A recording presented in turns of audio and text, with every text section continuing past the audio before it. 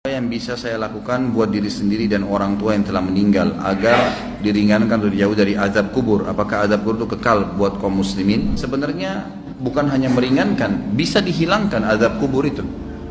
Kalau seseorang anak misalnya sering beristighfar kepada Allah untuk orang tuanya, dia sering beristighfar, ya Allah ampunilah kedua orang tuaku, seperti doa yang masyhur Allah ajarkan, Rabbi ghafirli wali walidayya.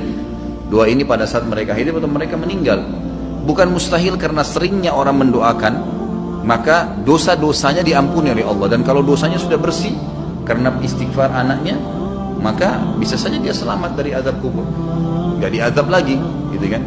Kalau dia hanya sekedar mendoakan beberapa kali dan memang kadar dosanya belum bersih, maka azab kubur akan datang, tapi pasti memang meringankan. Cuman saya bahasakan bisa saja hilang, bisa saja hilang. Kalau penanya ini yang maksudkan adalah apa yang saya harus kerjakan selama saya hidup, perbanyak amal soleh, semua amal soleh. Jangan tinggalkan peluang apapun dalam mengerjakan kegiatan atau perbuatan amal soleh apapun, sekecil apapun. Apa saja, senyum dengan muslim, bersedekah dengan 1.000 rupiah, apa saja yang kebetulan Allah sedang mudahkan di depan mata kita, jangan disia-siakan, kerjakan semuanya. Sebagaimana sabda Nabi SAW, la tahkiranna minal ma'rufi syai'a. Jangan pelit-pelit dengan perbuatan amal saleh. Kita temui ada satu orang yang lagi sedih, senangkan dia, tanya ada masalah apa, hibur, berikan nasihat. Ada orang yang sedang salah, luruskan dengan nasihat. Ada orang sedang butuh, kita bantu. Ada orang sedang sakit, dijenguk. Ada orang yang sedang terdolimi, kita tolong, gitu kan. Seperti itu. Jadi memang apa saja amal saleh. Ada orang sedang minta-minta, kita berikan. Jadi memang kita melakukan amal-amal saleh dan tidak memilih-milih amal soleh tersebut. Kita tidak pernah mengetahui kadar pahala yang telah Allah janjikan. Lakukan saja. Ada satu wanita namanya Zubaidah. Zubaidah ini istrinya Harun al-Rashid. Kalau teman-teman pernah dengar, ada satu khalifah Abbasi, dinasti Abbasiyah namanya Harun Rashid. Orangnya sangat terkenal dengan wibawahnya, dengan kekuatan militernya. Waktu itu Islam sangat berjaya gitu. Istrinya namanya Zubaidah, terkenal sekali. Zubaidah ini suka bersedekah sampai sekarang kalau Bapak Ibu sekalian lagi melewatin antara Arafah ke Muzdalifah, itu ada seperti benteng bangunan lama gitu, cukup panjang berapa kilometer, itu dibangun oleh Zubaidah untuk memberikan minum jemaah haji karena sukanya beramal saleh gitu. Subhanallah, dinukil dalam buku-buku yang tujuannya menceritakan masalah keimanan. Pada saat Zubaidah meninggal, maka ada salah satu dari kerabatnya mimpi melihat Zubaidah. Lalu kerabatnya ini menanyakan, yang sering dibantu oleh Zubaidah, bagaimana Allah balas kamu dengan pancuran air yang kamu buat berapa kilo itu di Arafah? Kata dia, tidak ada satupun yang saya dapatkan pahala karena saya melakukannya riya untuk manusia. Lalu bagaimana keadaanmu? Kata kerabatnya, dia bilang, Allah telah mengampuni saya dengan sholat malam, 2 rakaat sholat malam yang saya rutin jaga setiap malam. Justru karena itu Allah ampuni. Kita nggak pernah tahu amal soleh mana yang Allah ampuni dosa-dosa kita. Maka kerjakan semua amal soleh, semua, jangan dipilah-pilah. Ada teman-teman subhanallah masuk masjid, ada kesempatan sholat sunnah qabliyah, enggak, duduk sibuk dengan HP-nya. Ada kesempatan lagi macet jalanan, bisa buka HP untuk baca Quran, bukan baca SMS, baca Al-Quran. Beberapa ayat bisa dilakukan sebenarnya, gitu ya. Tapi nggak dilakukan. Ada orang yang lagi minta, dibisikin sedikit sama syaitan, sudahlah, dia sudah mampu, nanti di depan. Kita nggak sedekah, enggak. Semua peluang amal soleh lakukan, semua amal soleh lakukan. Dan ingat, untuk beramal soleh harus Bapak Ibu sekalian dipaksakan.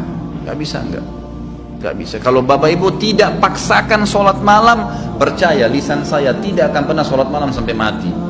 Kalau kita tidak pernah paksakan, jadwalkan, ambil tuh Quran di rak untuk dibaca, maka kita tidak akan pernah baca. Karena syaitan itu selalu memasukkan angan-angan, gitu kan? Kalau kita mau ibadah, dia nggak bisa bilang jangan ibadah, tapi diangan-anganin sama dia. Nanti sekalian baca sekian juz, supaya kita undurnya sudah cukup untuk membuat kita meninggalkan amal soleh tersebut.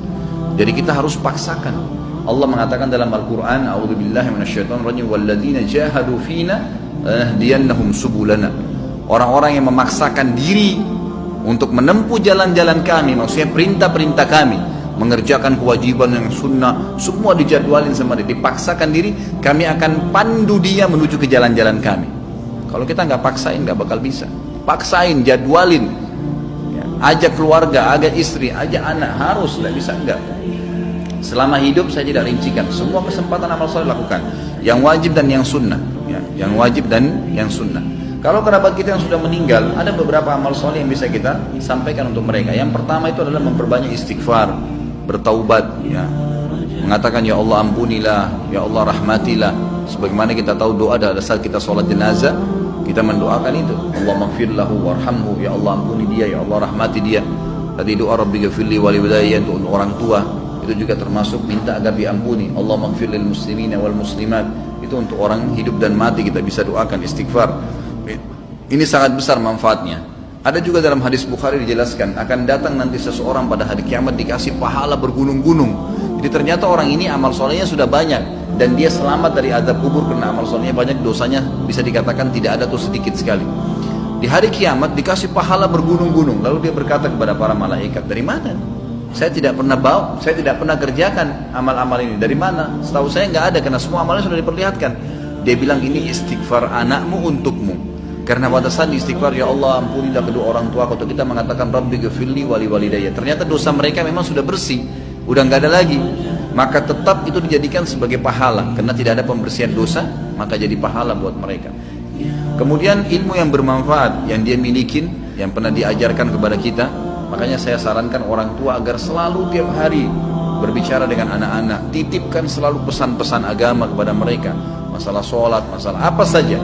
Maka mungkin mereka akan jadikan sebagai prinsip hidup, itu ilmu yang bermanfaat. Karena tidak semua orang bisa jadi penulis. Kalau antum bisa jadi penulis itu sangat bagus, menulis banyak karya tulis kemudian dibaca oleh orang-orang, itu sangat luar biasa. Seperti Syekh Abu Bakar Jazair sekarang, bukunya yang kita bedah ini, beliau sudah meninggal rahimahullah dan kita bisa belajarin ilmunya gitu kan. Tapi kalau tidak maka apa saja, termasuk ulama mengatakan kalau seorang ibu mengajarkan anaknya cara masak dan dia praktekin dalam hidupnya, itu ilmu yang bermanfaat. Seorang ayah mengajar anaknya untuk ke masjid, laki-laki misalnya, mengajar anak-anak untuk mewajibkan mereka untuk pakai jilbab, lalu jadi prinsip hidup mereka, itu semua ilmu yang bermanfaat. Itu semua ilmu yang bermanfaat. Kemudian sedekah jariyah yang ketiga, sedekah yang berjalan terus, ya, program-program, perbaiki masjid, ya, rumah anak yatim. Dan ada di sini yang saya ingin ditiberatkan, yang banyak dilupakan oleh kaum muslimin, ya. Kita masih jarang sekali berpikir untuk membiayai para dai-dai dan ulama-ulama kita. Ada tulisan buku yang insya Allah juga sudah saya tulis, ya. Insya Allah saya terus akan penuhi poin-poinnya. Saya judulnya itu Wahai Muslim muliakanlah ulama. Kita kadang-kadang berpikir atau belum berpikir, ya, kalau bertemu antara seorang alim ulama memang dia sangat luar biasa ilmunya. Bertemu antara dia, kata ulama, ini pendapat para ulama, seorang alim bertemu dengan seorang fakir miskin, tapi si alim juga ini kehidupannya pas-pasan, yang mana didahulukan? Kata para ulama, si alim yang didahulukan dari si fakir miskin. Nah, dia juga dalam keadaan miskin. Kenapa? Karena satu orang alim itu bisa memberikan manfaat kepada jutaan umat dibandingkan dengan orang fakir miskin yang tidak punya ilmu. Sampai pada tingkat itu.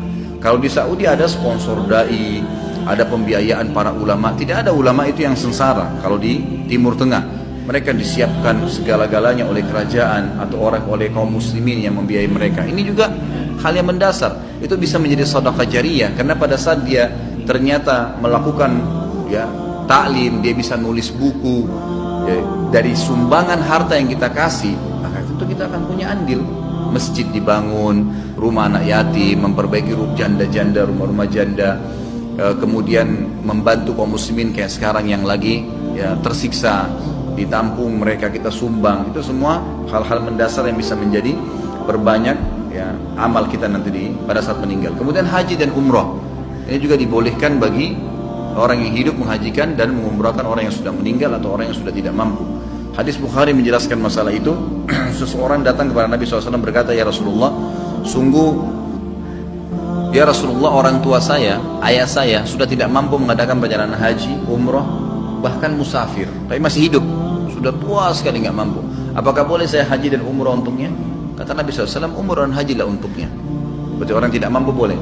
Orang yang sudah meninggal adalah hadis Bukhari juga, seseorang sahabat pada saat sedang haji bersama Nabi SAW, lalu dia berkata, ya Allah, labbaik Allahumma hajjan an syubrumati. Ya Allah, saya niat haji untuk syubrumah, keluargaku yang sudah meninggal. Lalu Nabi SAW mengatakan, ahajjta an nafsik, kau pernah haji nggak buat dirimu? Dia bilang, belum ya Rasulullah. Kata Nabi SAW, huj an nafsik thumma huj an syubrumati. Haji dulu buat dirimu, baru kau boleh hajikan kerabatmu yang sudah meninggal. Hadis ini juga menjelaskan bolehnya haji dan umrah untuk kerabat. Ini kurang lebih yang diberikan gambaran oleh para ulama.